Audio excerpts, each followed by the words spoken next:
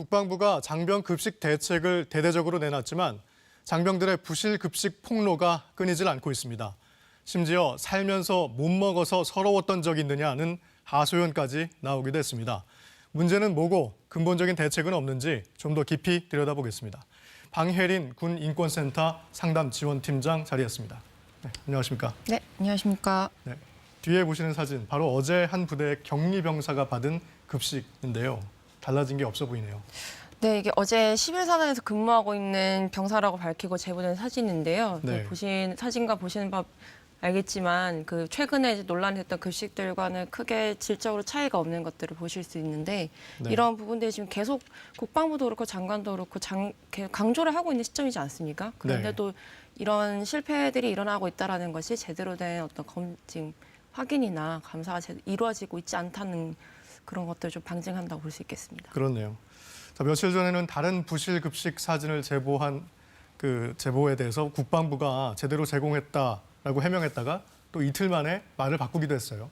네, 계룡대 근무지원단 급식 관련해서였는데요. 네. 그게 제보된 사진이 실제 식단과는 다르다면서 네. 페이스북 페이지에서 공방전을 벌이기도 했는데 네네. 결국에는 확인 결과 배식 과정에서 문제가 있었던 게 확인되면서 네. 결국 진실 공방 과정에서 국방부가 일종의 좀 모양은 난처해진 것이죠. 그렇죠. 바로 저 사진이 국방부가 해명한 사진이라고 올렸던 사진인데 네. 자, 지금 이 사진 보시면 오히려 더 실망스럽다는 반응이 많지 않았습니까? 네, 그렇습니다. 네. 기본적으로 이제 군이 생각하는 어떤 식단의 질이랑 네. 일반적인 시민들이 가지고 있는 감정이 좀 다른 부분들도 있고요.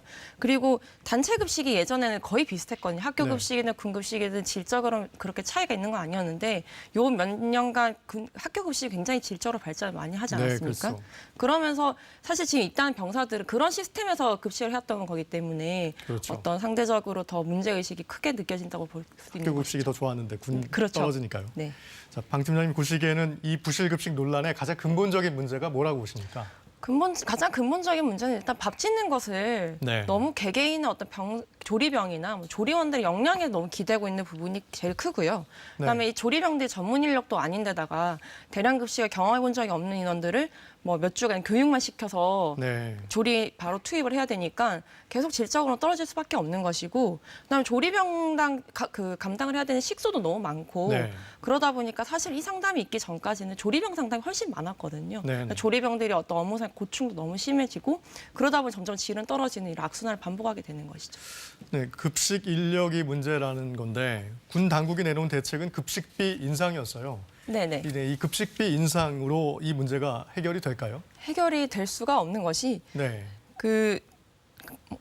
양이 모자르다 네. 값이 싸서 맞다가 아니라 결국에는 이 소수의 비전문 조리 인력을 이용을 해서 이 조리 시스템을 가지고 있는 그 자체가 사실 문제거든요. 네. 근데 이제 국방부도 결국에 인정을 하지만 내놓은 대책으로 지금 나온 게 급식비 인상이나 민간 외주 위탁 급식을 이제 검토를 하고 있다 이렇게 밝혔는데 네. 민간 급식 위탁이 결국에는 학교나 이런 단체 급식에서 계속 실패한 이유에서 좀 왜 실패를 하게 되는지, 결국에는 직접 고용이나 어떤 근본적인 시스템을 다시 바꾸지 않는 한 해결되지 않는지 좀 반면교사 삼아서 네. 준비를 해야 될 것 같습니다. 자, 그런 상황인데 오늘 또 이제 국방부 장관은 전군 주요 지휘관들을 모아놓고 대책을 논의를 했어요. 네네.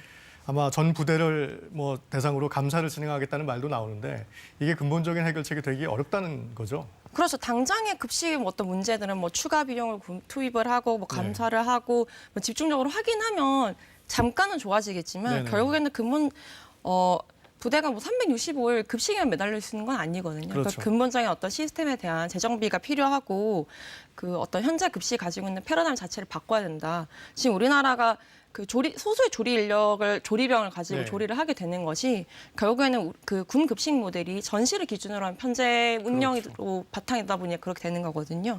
그러니까 평시에는 전시에는 그렇게 준비할 수 있지만 네. 평시에는 양질의 식사를 여유롭게 먹일 수 있는 부분으로 좀 패러다임이 바뀌어서 그런 급식 전반적인 어떤 질적 향상이 될 수 있도록, 예를 들어서 학교 급식처럼 어떤 정보들을 공개한다든가 외부의 전문가들 모셔서 계속 주기적인 어떤 위원회를 꾸린다든가 혹은 또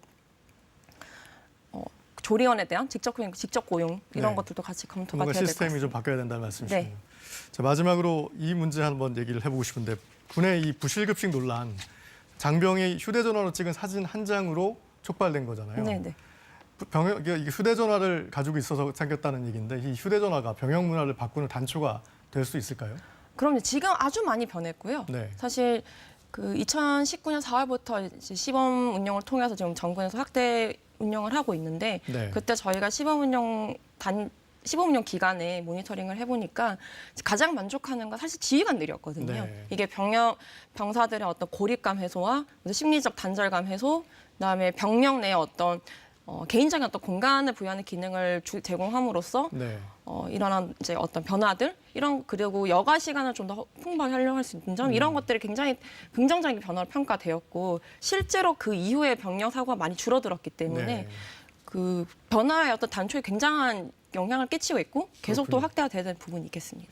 알겠습니다. 여기까지 듣겠습니다. 지금까지 방혜린 군 인권센터 상담지원팀장이었습니다. 네, 감사합니다.